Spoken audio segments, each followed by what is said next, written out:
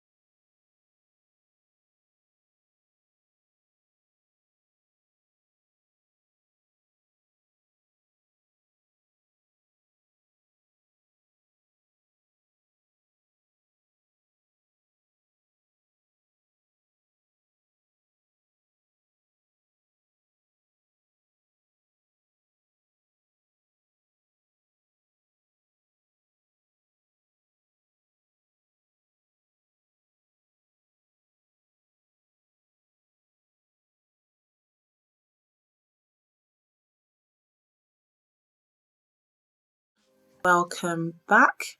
Like I said, I will be talking about the two-part series that was on 24 Hours in Police Custody on the murder of Saul Murray. When it first broadcasted, I ended up tuning into part 2 before I did part 1, and I was like, I need to go back and watch part 1 because it was a very interesting case to understand. Saul Murray was a 33-year-old male who lived in Luton.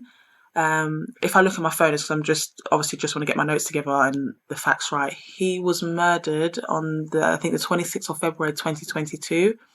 And I think when this case first happened, I remember it being like circulated on social media, and that picture of Saul Murray in a swimming pool was basically going around, but I don't think I paid too much attention to this case. So this episode of 24 Hours in Police Custody was a good insight into this case, into honey traps and obviously the behaviour and mindset of, some women that do honey traps. So basically I'm going to read the definition of what a honey trap is, because I'm not going to try and explain it in my own words.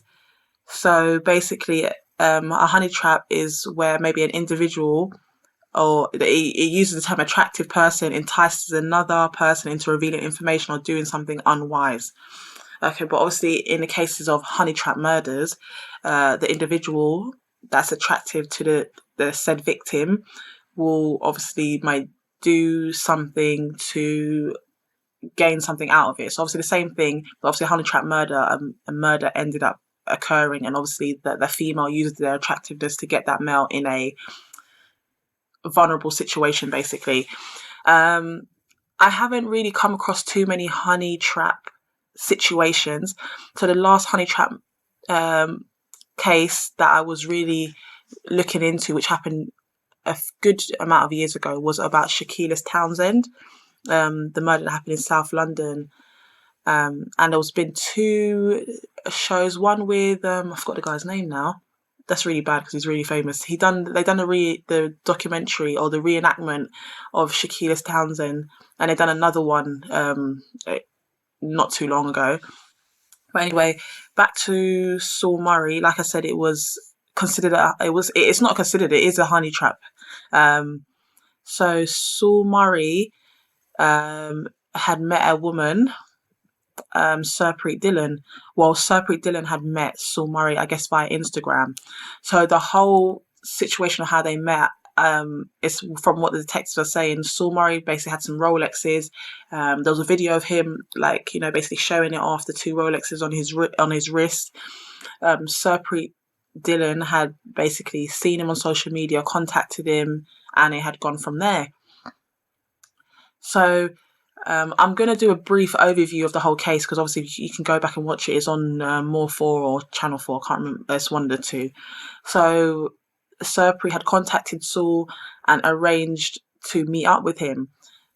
So throughout the episode of 24 Hours of Police Custody, they were showing the text. They were showing some of the voice notes.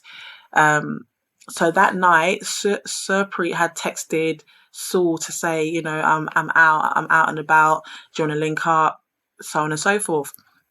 And she had said that can I bring my girl? I think that's what she said, along the lines. And the female that she was with was Temidayo. So these 2 had met up with Saul. I don't know if maybe they went out before, and he had brought them to the house, obviously to do not to say what, but adults, you do what you do, so on and so forth. So when they had started the show, they basically had shown the CCTV. So where Saul lived, I can't even really explain what kind of, it's like a big house that's been converted to, and it's been converted, and in each room there's, I guess, people living in each of the rooms. So when you come into the front door, you might have a room there that might be a living room, maybe, and in another room you might have a kitchen, and you've got bedrooms, not bedrooms, but different rooms for different, I guess, I wouldn't even call it flatmates. I don't know what kind of accommodation it is, but you've got loads of people living in that one big home. So when they came in, there's a CCTV camera that looks onto the front door.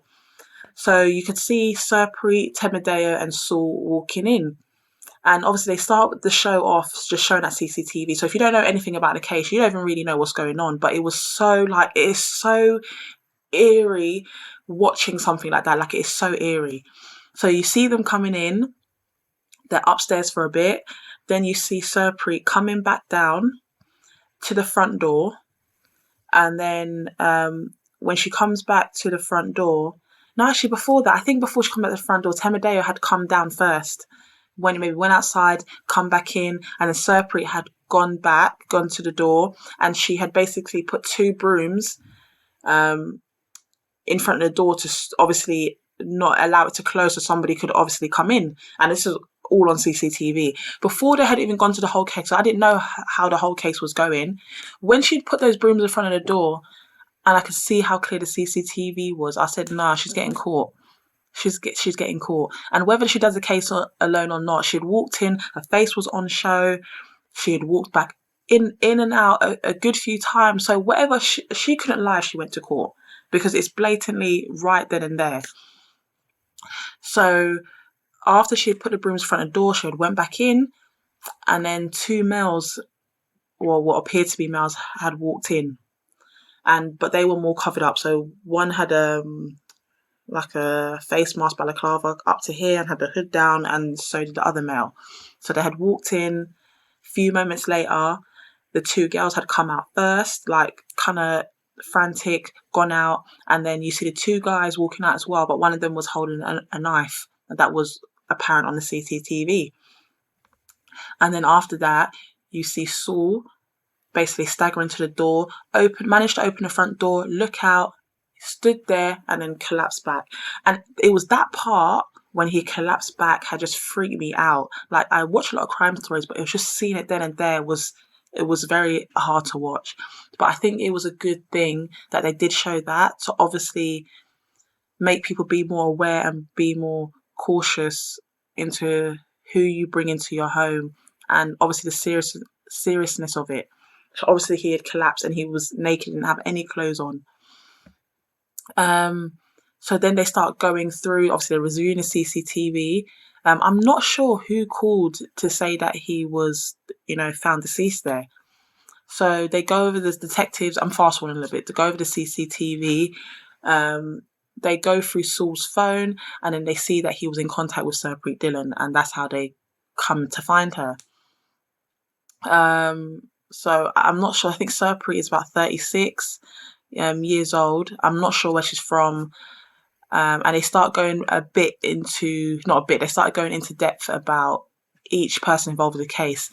So when they spoke about Saul, they mentioned the fact he had just come out of prison after doing a 5-year bid, I think, for armed robbery.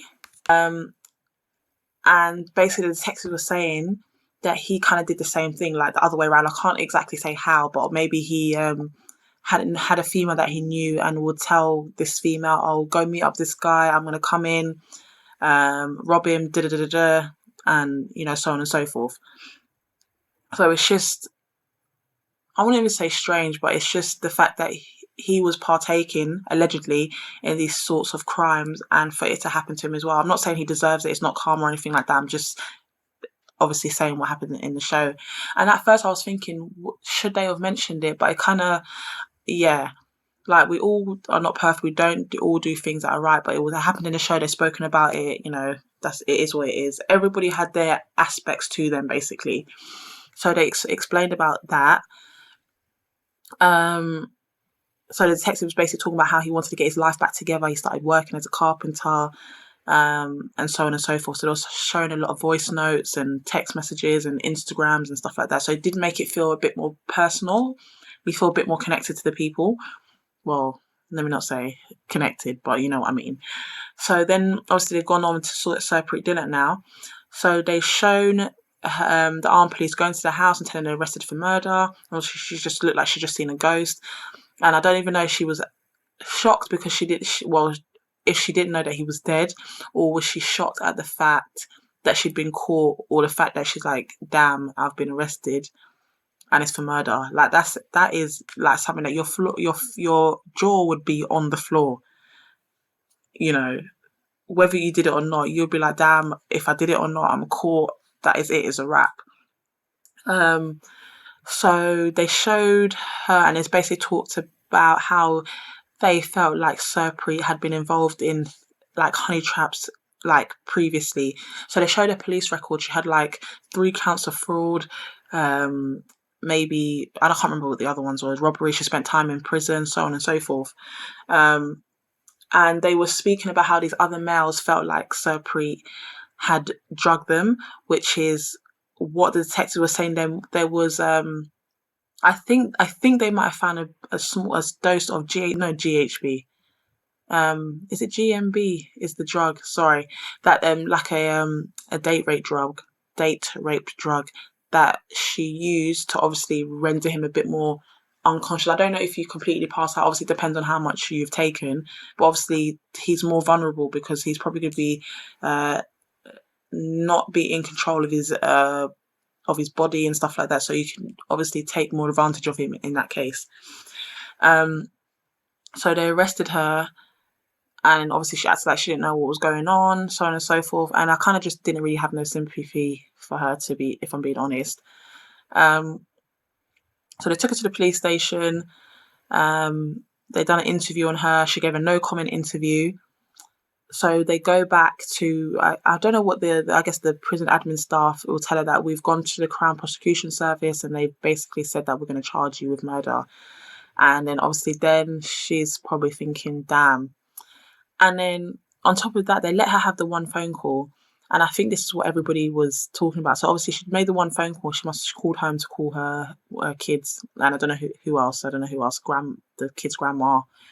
And obviously she told the kid that, yeah, I'm going to be home soon. I'm just sorting out a few things. I'm helping the police out. And obviously she responded saying something like, no, it's not like that. I'm just helping them out. So, obviously maybe you assume that, oh, did you do something wrong? And that's the response that she gave. So if it wasn't for her, this wouldn't have happened. Like, not saying that he would have died, but obviously she's the one that initiated it. If it wasn't for her to lure him, it wouldn't have happened. So yeah. So anyway, she got charged, they got led away, and then they moved on to the next victim. So what I noticed with Temidayo, obviously when I saw Sopria and Temidayo, I was like, there's the big age difference. So I'm thinking, how do they even know each other? So they started talking about Temidayo and how she's a Coventry university student. She's never really been in trouble with the police before. I don't think she ever has been. She's never been arrested or anything like that. So when you see her in the mugshot, I don't know if we call that in England as well, you know, she looks like a serious girl. But then obviously when you see her on video talking, I didn't get that same impression from what I saw in the mugshot. Obviously pictures say 1,000 words, video is a lot different. So I think they went to maybe her accommodation or where she lived there. Boom, boom, boom, bang on the door. Same thing, you're arrested for armed murder. She's all shocked. And they're asking her, do you know who this guy is? And she's just all looking confused and so on and so forth. I don't know how long. I don't think it was long between when the murder happened and when they got arrested, because obviously they were on CCTV. So same thing with Temidayo. And for me, and I'm thinking in her mind, she's never really been in trouble before. She's in uni, she's in her 3rd year. Like, the fact to even make it to your 3rd year, you're like, you ain't got long to go, and she just messed it up. So in my head, I'm thinking, if she's going to university, she's doing all that, she's got a family, and I would never be in that predicament. But if I was, I wouldn't even call home. My family can find out online. But I don't want to say I feel it for her, because I don't know what her involvement was, because all you can see was them coming in and going out. You don't know what happened in that room. So obviously they told her that she was being arrested for murder, took her to the police station. She as well gave a no comment interview, showed her a picture. But before she gave the no comment interview, she, I guess, prepared like a little statement to say, do you know, I'm a university, basically to plead to say, like, I'm a university student, I've never been in any trouble. I'm not kind of person to do things like this. And yeah, obviously when you get into a situation like that, you want to plead your case, but from the outside, the detectives and the police aren't going to really take your pleads. They're just going to take facts and obviously what you give it in your interview. So she gave a no comment. She weren't giving anything up. She weren't giving anyone up. Cool. So when they've come back to her now to say, like, yeah, we've gone ahead with CPS, and CPS have agreed to charge with murder, same thing. But she was the only one that kind of really showed emotion. Like, she had a little tear. They gave her the one phone call. I don't know who she called, if who was a friend, but I assume, because when she was on a phone call, she said something along the lines of, oh, my family's gonna be so disappointed. And I was like, yeah, I'm pretty sure they will be, but you know, it is, you did the deed, it is what it is. Even if you don't do anything, you ain't holding a knife, they're gonna, it's gonna be joint enterprise. They're gonna put you down for that as well, especially if it's something serious like murder. So to carry on, then you had the 2 remaining males, which I thought was gonna be it was a lot difficult to prove who they were, because they were more covered up and not known, obviously, to the victim. So because Saul had probably been involved in, they said that he had been, maybe, I don't know if he said he was gang affiliated, or obviously he had criminal activities. So if they thought maybe that has something to do with it and why he was deceased, why he ended up being, murdered. So the first guy, I'm trying to lead it into there, but I'm not great at storytelling, so I'm just gonna go from how I can explain it. They saw a car that was driving around an area that they saw suspicious, like a Mercedes. They realised it was a hire car. They checked who hired this hire car, and this had led back onto Cleon Brown. So I can't remember exactly how the link was, but I think they might have found some link between Cleon and Sopria. It might be to do with the mobile phones, like being in the area, or maybe they had some interaction before. So Cleon came into the house, and he was the one that was driving the car. So they could see the car driving around, but obviously they couldn't see who was driving the car. They see a male come in, but obviously they couldn't really identify it was him as clearly, but obviously had a this green jacket on. Well, it was because it was nighttime. I think it was like the camera was in black and white infrared, so they couldn't really see clearly. So they followed the car onto another CCTV where he ended up in a petrol station. Apparently he asked to use a Hoover, and obviously they could see who got out of the car, and it was him. So they've gone to, I don't know where they picked him up. I don't know if it was like London Bridge or something like that, but they picked him up on the road, and he was arrested, and then taken to the police station. And when he got there, same thing again. He gave a no comment interview, and basically they showed him the evidence. Is this you? He said no comment to pretty much all the questions. They took him back out. Same again. CPS decided to go along with the charge of murder, and same thing. He was shocked as well. Because, you know, I don't even know what I'm even lost for words. I don't even know what to say. Obviously, you got 3 down, and they've got 1 more person. So the last person was Kem Afia. Yes, it was Afia, but his first name Ikem. I want to say I'm saying it wrong.